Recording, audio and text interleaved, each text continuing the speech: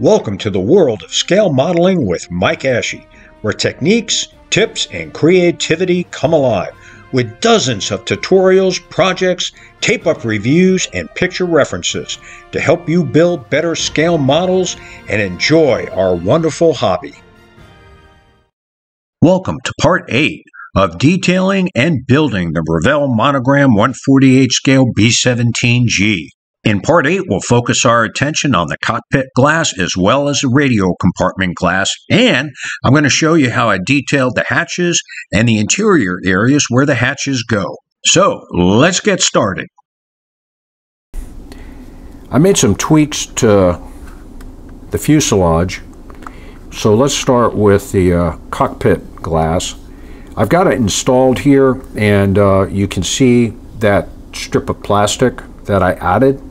There was a gap there that was about 20 thousandths, so I used a 0.020 by 0.060 strip, and I glued it down with some tester's glue so that I had a little bit of working time. And then when I checked it, the fit was nice and tight, and there's a tiny gap right there, and I can fill that with some Elmer's glue, but this big gap is gone, and there's a nice tight fit here on this side, and on this side there's a nice tight fit. And there was a tiny void right there, and what it was there's a little bit of plastic missing, so I used a 0.015 inch strip by 0.04, just a tiny piece that's about 1/8 of an inch. Close that gap. It left a tiny gap here that's about 5 thousandths, but that's easy to fill with some white glue. There you go. You can see it right there. That I can fill with white glue very easily, and once it's painted you won't even notice it. And there's that 20 thousandths piece to fill that gap on the starboard side. As I said, the port side is nice and tight. It's the starboard side that's a problem. So that's how you fix the canopy in order to get a much better fit. Now on the rear glass for the rear gunner, there's a protrusion here right there. You can see it, and it sits on the inside of the fuselage. Now the problem was that this opening, I needed to sand it out. Here, let me turn it upside down. Here we go. You need to sand that out just a little bit on both sides so that this protrusion here will fit nicely inside. And you want a little bit of wiggle room. You see how that wiggles a little bit so that you can properly position it. So I fixed that problem. Now, when I built two of these kits previously, but my modeling skills weren't very good when I did it back in the late 80s and the early 90s. These two pieces, these top clear parts for the cockpit, when I built this the first time, I don't remember this being a problem. It was the second time I built it, so somewhere along the line there was a modification done.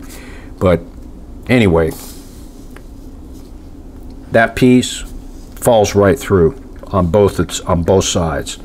So you have to close that gap just a little bit. So I'm going to go ahead and pull the tape off and show you what I did to fix this problem. I tried putting tabs, thin clear plastic tabs on the inside areas of the glass, and it was really difficult to glue it in place without marring the glass on the edges. So luckily I have a donor kit, and I was able to experiment with some spare glass pieces, and that didn't work. So this does work, what I'm about to show you. Oop, I got one more piece of tape here to pull off. All right. Okay. You can see right here, I put 0.010 by 0.060, 3 strips of plastic right there, and there's a slight edge that's about a 32nd of an inch on the inside of here, and what that did was it provided enough depth that when you pop this glass in place here, it'll hold it. Just like that. There you go. It's not going to fall through now. Now on the other side, that one was a little bit more of a challenge. In the same place, I put 3 pieces, but then I had to add 2 more pieces on this side in order to close the gap enough so that this piece wouldn't fall through. I don't have that one here, but I tested it and it works just as well as this one. So if you have one of the kits where not all kits, for some reason, the older kits from Monogram, when they originally issued it, this was not a problem, but it is now. So it could be shrinkage of the plastic over time or problems with the molds, because these molds are going on past 40 years old now. So again, it's 0.010 by 0.060, and you use tiny drops of tester's glue to set them in place, and then once you get them positioned and it's dry, then you can hit it with some super glue on both sides to make it nice and strong. So that's how you fix that problem. Now, let me put these clear parts aside. On the tail hatch for the aft gunner, I'd already showed you that I had opened that up. So here's the detail that I added to the inside. I outlined, and this is 0.010 inch plastic, and I punched these out after I used pencils and measured everything so that there's some depth to this. And then I added 2 tiny pieces of 0.020 by 0.020 inch strips. Of course, they were longer, and then I cut them to length so that they act as a hinge for the inside of this right here. So now it has a positive seating on this, and so when I go to glue it in place, I can use tiny drops of tester's glue, and that'll work really, really well. Just like that. Whoop, got it. There'll be just like that. So that looks pretty good. Now on the other side, I added some stringers, just enough, because you're only going to see about that much of it. So I just wanted to add some internal framing here so that if you looked inside here, you'd see a little bit of detail. Now, I did the same thing on the larger hatch for the cockpit area. Again, I thin this out, and then this is 0.010 inch plastic. That's the thickness of it, and then I used my trusty Waldron punch. This is my Waldron punch, and I've had this Waldron punch. Mr. Waldron is long gone now, and you can get these from whoever from Micromark sells them. They sell a punch set, and other manufacturers sell a punch set. But I have the original Waldron Products punch and die set, and I've had it since the mid-1980s, and it still works great. So I made these 4 holes with the punch. Again, I added the internal hinges so that now I have a positive surface to put this hatch on, and it'll look really, really nice. Of course, I don't have it glued in place yet, but it'll be just like that. Now, you're going to see some detail on the inside here. So again, I added some stringers here so that if you looked inside here, that's what you would see. So, and I had to, this is the outline of the cockpit, internal cockpit piece here. So you want to make sure that when you add these stringers, you don't interfere with that internal piece. So put it in place and just use an indelible marker with a thin tip to kind of outline the area. But I am ready to go ahead and glue the elevators on the tail here before I do any work on the inside of the fuselage. And I'm ready to do that, to glue these on, and then go ahead and fix those seams. And I'm still debating whether to attach the wings before I close up the fuselage. So I'll hold off on that decision until after I get the elevators in place. So yeah, the fuselage halves fit together fairly tight.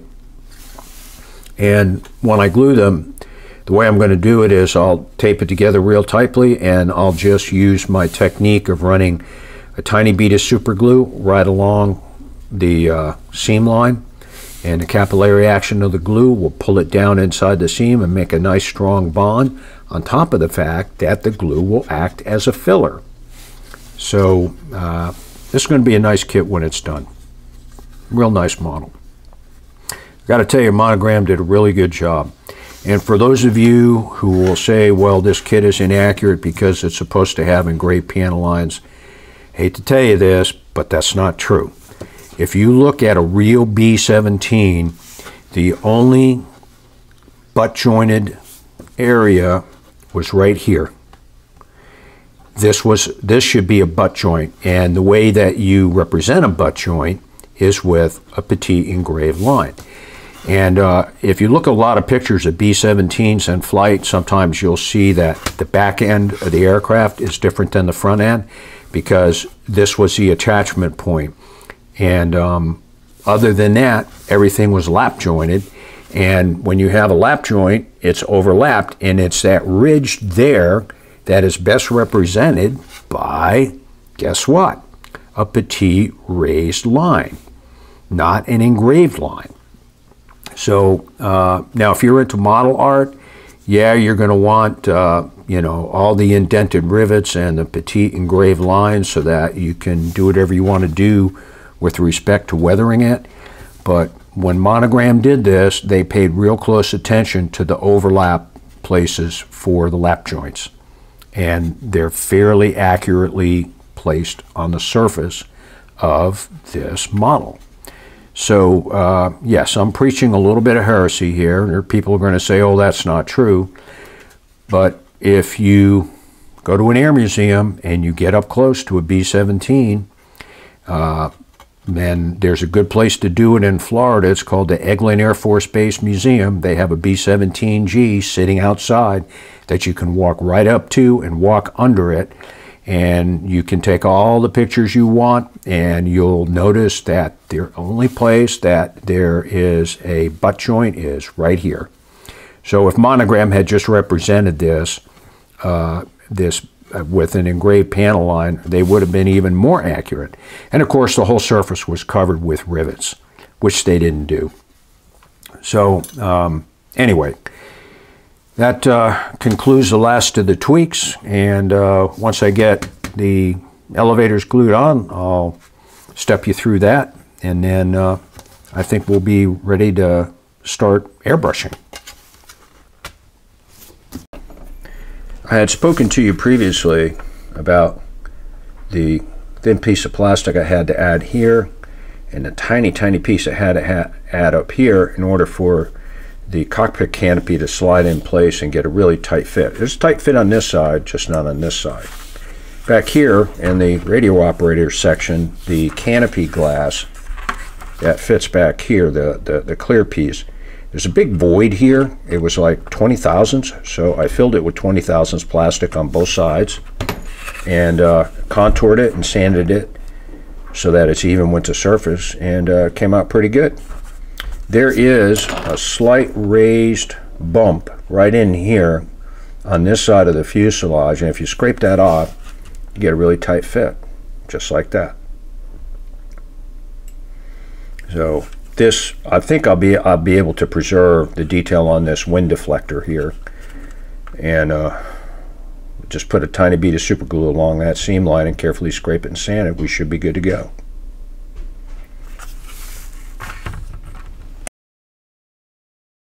This concludes Part 8 of detailing and building the Revell Monogram 148 scale B-17G, and stay tuned for Part 9, where we'll focus our attention on attaching the stabilizers to the fuselage halves. Thanks for watching, and don't forget to subscribe to our channel and give us a thumbs up. And when you get the chance, visit our website at www.mikeashley.com, where you're going to find dozens of free PDF downloads, including tutorials, picture references, model galleries, projects, and my 5 original scale modeling books.